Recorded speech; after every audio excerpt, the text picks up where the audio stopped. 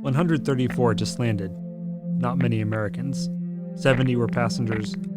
Other boats will come slowly. Officers think less than half of total are saved. She sank by stern, heeling starboard. No notice. 18 minutes.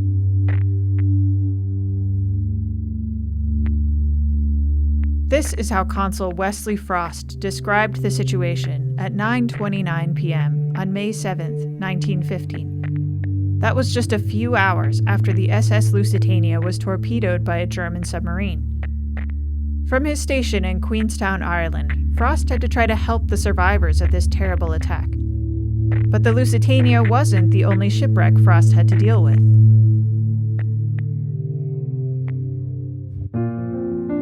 I'm Abby Mullen, and this is Consolation Prize, a podcast about the United States and the world through the eyes of its consuls.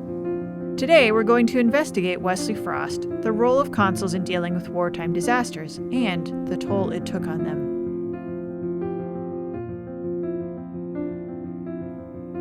Wesley Frost was a lifelong diplomat. His first consular post was in Charlottetown on Prince Edward Island in eastern Canada. In 1914, he became the consul at Queenstown, Ireland, which today we call Cove. For the first little while, Frost's work was rather typical for a consul. Queenstown proved to be a busy consular post. The inspection of immigrants, the invoicing of Irish whiskey, mackerel, and tweeds, and the issuance of bills of health to the passenger liners, most of which still touched at the port, provided a substantial office routine. And a great deal of consular, notarial, and legal work arose from the fact that the south of Ireland is saturated with people who have American ties. But pretty soon, whiskey and mackerel took a backseat to a much more complicated problem. This was the place which, little as we could then guess it, within a single turn of the seasons was to plunge into a species of waking nightmare, unimaginably trying. It was to be known no longer as the world's most stately harbor, but as the port of horrors. Only 6.5 weeks after Frost landed at Queenstown, Archduke Franz Ferdinand, heir to the Austro-Hungarian throne, and his wife, Duchess Sophie of Hohenberg, were assassinated by Bosnian Serb nationalist Gavrilo Princip. On July 28, 1914, Austria-Hungary declared war on Serbia. Soon, other nations had to choose sides in this fight. Germany supported Austria-Hungary. Russia, France, and Great Britain joined Serbia. The United States, under President Woodrow Wilson, remained neutral. Even for a consul from a neutral nation, the job changed significantly during a war. Here's Tom Faith from the U.S. Department of State's Office of the Historian to tell us more. For U.S. consuls and other diplomatic personnel overseas, World War I dramatically increased their reporting requirements, and it necessitated vast relief efforts related to the war. It also forced the department to wrestle with definitions and categories of citizenship in ways that it hadn't before. U.S. consuls and diplomats throughout Europe are reporting on lots of different aspects of the war, military aspects of the war, commercial aspects of the war, what shortages are like in various European countries, how the political situation has changed. They're also reporting on the status of U.S. citizens and expatriates, travelers, people who were in Europe at the time that the war began, and what's happening with them now, where they are they safe? Questions like that. They're also acting as the representatives of belligerent governments in countries that are at war. If you are, for example, U.S. Embassy London, you're now also responsible for issues related to Germany and Austria-Hungary, since those countries no longer have representation within that nation. And that opens up a whole new level of reporting requirements, particularly since those countries are at war. U.S. diplomats and consuls are in many cases responsible for touring POW camps and making sure that conditions there are humane, writing reports on that, writing reports on the management of finances of POWs, people whose bank accounts have been frozen or whose assets have been seized in other ways. So there's a lot of new stuff for consuls and for diplomats to do. Wesley Frost was one of those consuls whose role changed during the war. There were fewer American travelers and ships for him to process, But he took on the responsibility of monitoring the status of German POWs in Ireland. And as more people tried to get in and out of war zones, Frost and his many fellow consuls had to deal with the tricky issue of who could get an American passport and who couldn't. How do you sort out who is a true expatriate and who can still claim American protection? Frost had to figure that out.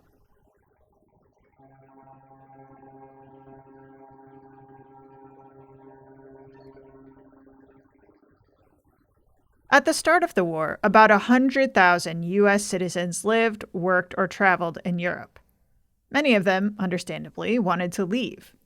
But there weren't enough ships to get them all back to the United States as fast as they wanted, so a panic broke out. And then it got even harder to get out of Europe. In 1915, Germany declared a policy of unrestricted submarine warfare. In other words, German subs would shoot first and ask questions later. Unsurprisingly, many commercial shipping companies, both from belligerents and from neutral nations, didn't want to operate in this environment.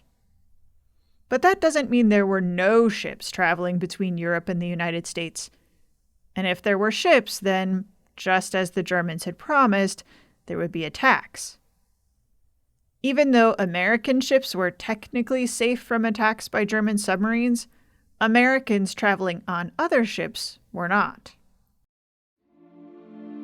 So let's talk for just a sec about what submarines are. If you're like me and The Hunt for Red October is one of your favorite movies, you may think you have a pretty good idea of what they are and why they're useful. But submarines during World War I weren't quite like the nuclear subs of the late Cold War. Matthew Novosad, a graduate student studying the history of submarines in World War I, gave me a great definition for submarines. A submarine, in essence, is a vessel that can go under the waves and come back up and not, be permanently sunk. Matthew told me that during World War I, both sides used a number of different types of submarines. Some were for coastal defense, some laid mines, some tried to run blockades. But the ones that we usually think of are the big ones, the overseas ones, which are able to operate much further out from their ports and their bases and are able to be out for weeks and even months in some cases, especially as you go later on into the war.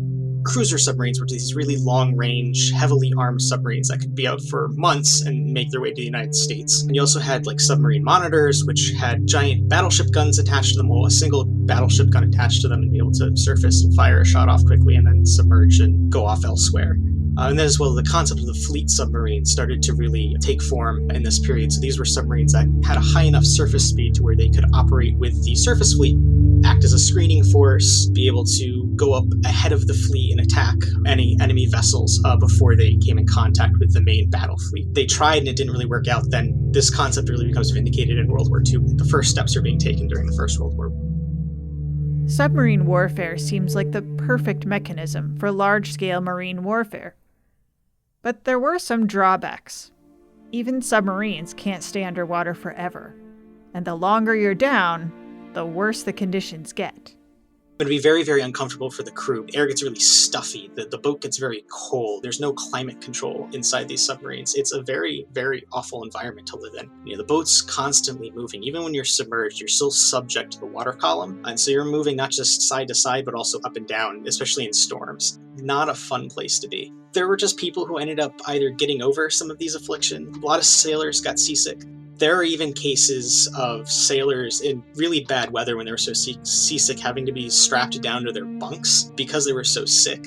And the boat was rolling so much that they would fall out of their bunk otherwise. So they had to be strapped down in certain positions because otherwise it was just going to be too dangerous.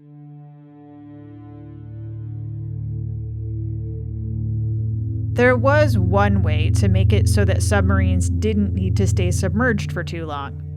They could stalk their prey in places where there were likely to be a lot of ships in one smallish area. That's why a lot of German submarines found their ways to the waters off the British coast, in particular the waters off Ireland. The German submarines that patrolled these waters had a couple of goals. One, to prevent goods from getting to and from Britain, and two, to discourage shipping altogether. But even the submarines weren't fighting under the water most of the time. They were acting a lot more like surface warships. A lot of submarines ended up having a deck gun attached to them, but essentially this is, a cannon that they can use to engage surface vessels with. So especially when they're actually stopping and searching a vessel on the surface, that's what they'll be using as opposed to a torpedo. Partly because torpedoes are expensive and you only have so many of them, you don't want to waste them. So if you're using your deck gun, you have a lot more shells for that, and it's much easier to either intimidate a ship or to actually try to sink it using your deck gun. And also, too, if you end up boarding a ship, you might end up actually using explosive charges to sink it or opening the seacocks and flooding the ship. In 1915, unrestricted submarine warfare started for the first time. Remember that this strategy simply meant that submarines weren't stopping ships and checking papers. They were firing first and then asking questions about the ship that they had attacked. The German leadership was allowing their submarines to attack British vessels, French vessels, and so on without warning, and it technically wasn't supposed to harm neutral vessels. On March 28, 1915, the Falaba was torpedoed off the coast of England. Leon Thrasher, an American citizen on board, died. He was the first American casualty of unrestricted submarine warfare, but he wasn't the last. On May 7, 1915, there was another, much more serious attack against the SS Lusitania. Here's how Frost pieced together the story from survivors' accounts. Suddenly, at 8 minutes past 2 o'clock, a torpedo was seen leaping swiftly through the surface from the seaward, cutting the water like a razor, and some of the passengers even discerned the conning tower of a submarine about 300 yards off the starboard bow. The torpedo struck between the third and fourth funnels, and by its exploding crash, converted that splendid scene into the most hideous and criminal catastrophe that human history has known. Within 30 seconds of the impact, a second explosion took place, presumably an engine room explosion, since the engines were immediately put out of control and the lights went out all through the interior of the ship. Captain Turner had every reason for believing that his fine ship would remain afloat much longer than she did. A little later, when the speed was flagging, he ordered the starboard boats to be lowered. But the confusion had by that time become great. The overwhelming testimony is that the catastrophe was a large-scale proof of the innate courage of the human heart. But of confusion, of chaos, of disorder, there were inevitably superabundant evidences. Unskilled persons in attempting to handle the falls or pulleys which lowered the lifeboats made awful failures. And several boats were released at one end only, spilling their occupants out into the sea. Other boats were never freed from the davits at all, and were, therefore, dragged down with their occupants when the ship sank. Still other boats were broken by lurching inboard or against the side of the vessel. For example, the second port boat swung in against the deck wall of the smoking room and crushed to death or hopelessly crippled some 30 or 40 passengers who were huddled together waiting for its preparation. The multiplication of murder does not make it any the less murder.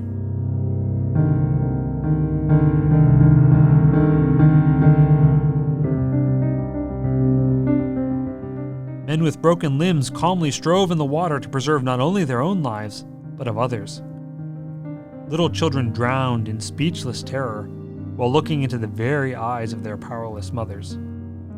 The vessel steadied herself onto a fairly even keel about 10 minutes after the torpedo explosion, presumably because the water broke its way across into the port side. But before the sinking, she gradually resumed her list to starboard, and in disappearing, she lurched heavily in this direction. More than one half, probably, of her occupants were at this time still on her decks or seated in unlaunched lifeboats. Although perhaps this estimate should include part of the numerous people who were swimming in the water in the lee of the stagnating hull. At all events, a large number of men and women were hurled into the water by the lurch which just preceded the foundering, or flung themselves into the sea just previously to it, and they were followed by a shower of chairs and various deck litter, which stunned and killed many of them. The Lusitania sank bow foremost, and her propellers were even at one time slightly above the water. At the last, the weight of evidence shows, the stern projected at an abrupt angle. One survivor told me very vividly of standing high on the stern after the bow had partly disappeared, and gazing down 60 feet or more upon the impotent swarms of human creatures twisting crazily like flies underneath, and upon the surface of the clear green sea.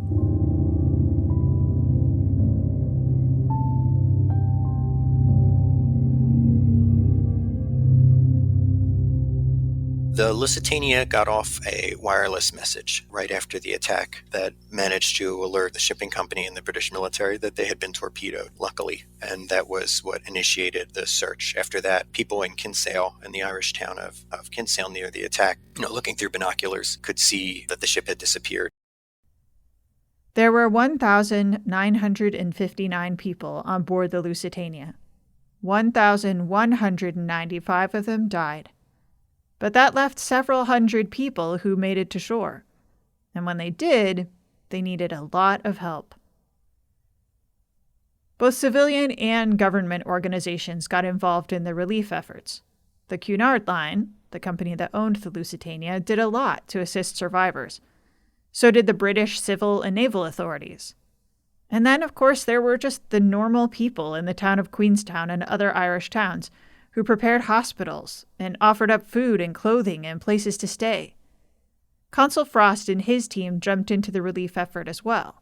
Frost realizes the scope of the disaster, and he wants to assist in every way that he can. At the same time, though, providing aid in the aftermath of such an attack is unprecedented for the Department of State. Frost has had no experience or instruction in what to do, and the speed of telegraphic communication across the Atlantic Ocean meant that Frost wouldn't receive any orders or directions from Washington for many hours at least.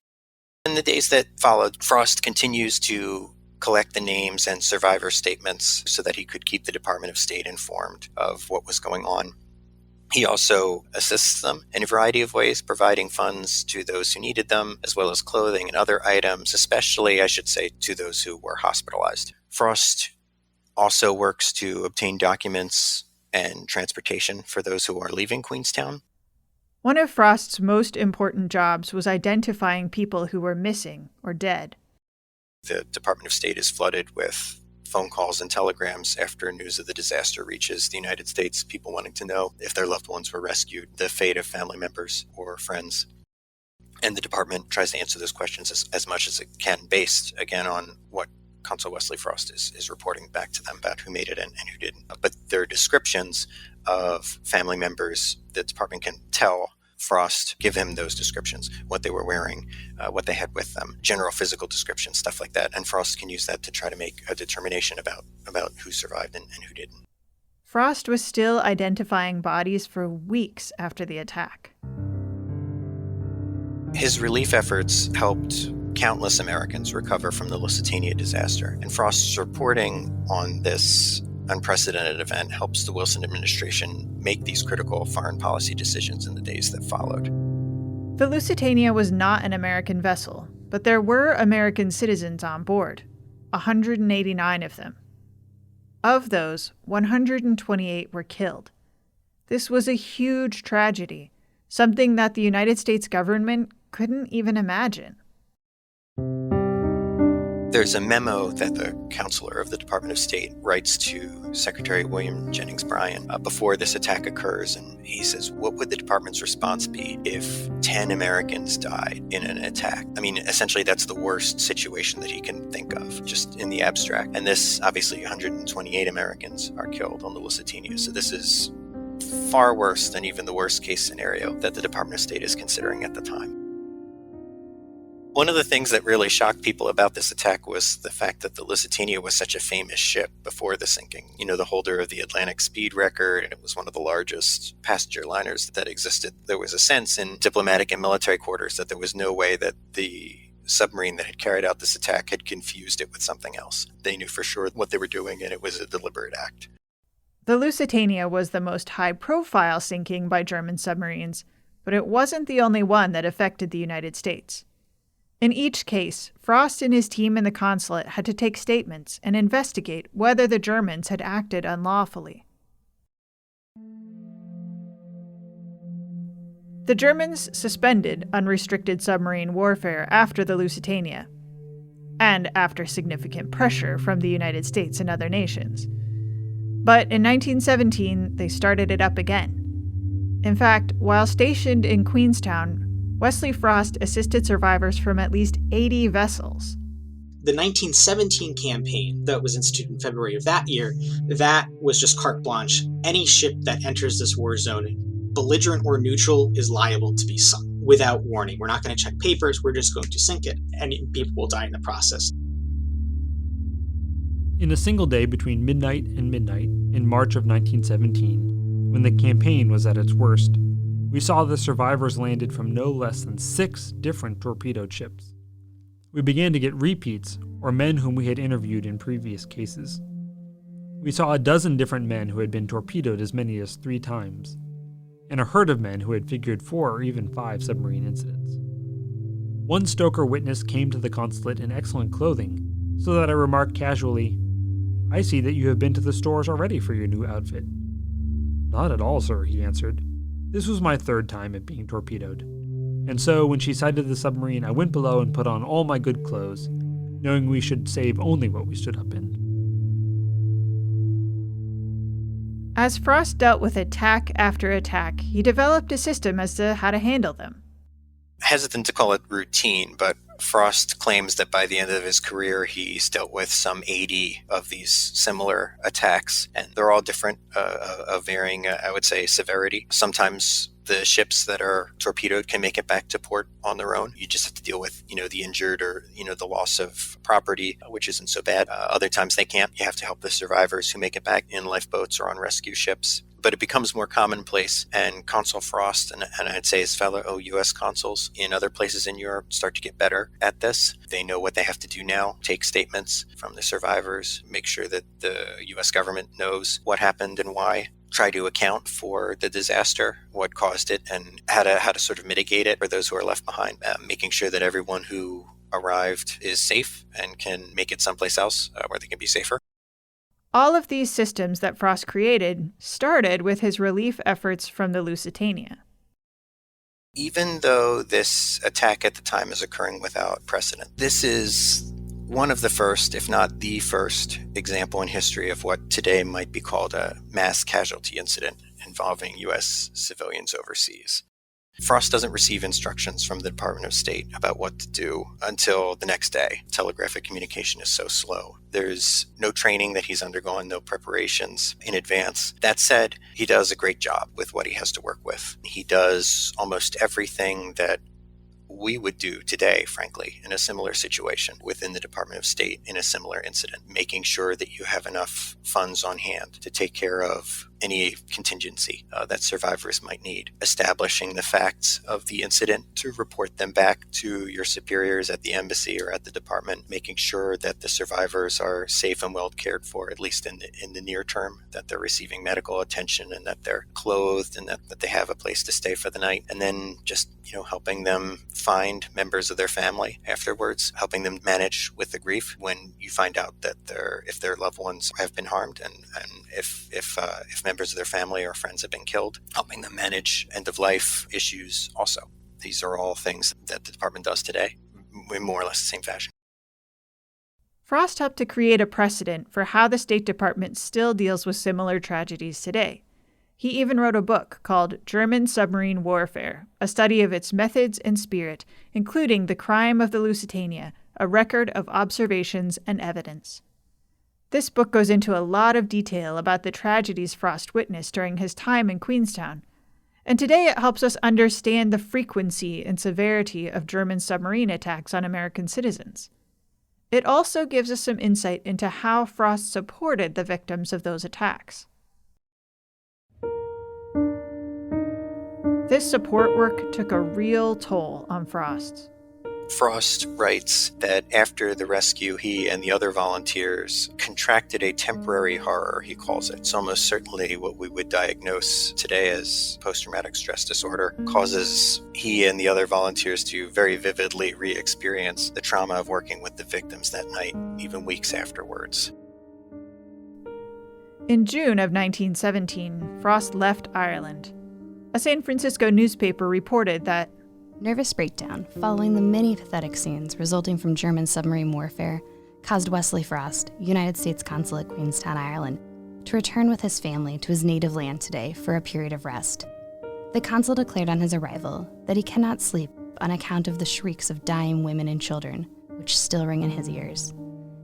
In his official capacity, he was compelled to witness the results of 81 steamship disasters.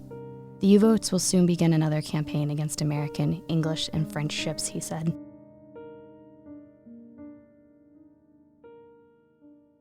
And of course, Frost was right. Another round of unrestricted submarine warfare had already started. But this time, things were different. The United States had officially declared war on Germany in April 1917. President Wilson had cited submarine attacks as a primary cause for the declaration. Frost's successor in Queenstown would have a whole new way of dealing with the war. In 1918, the U.S. Navy moved into Queenstown and built a naval air station, bringing Queenstown to the very front of military operations. In November 1918, peace was declared, and the war was over.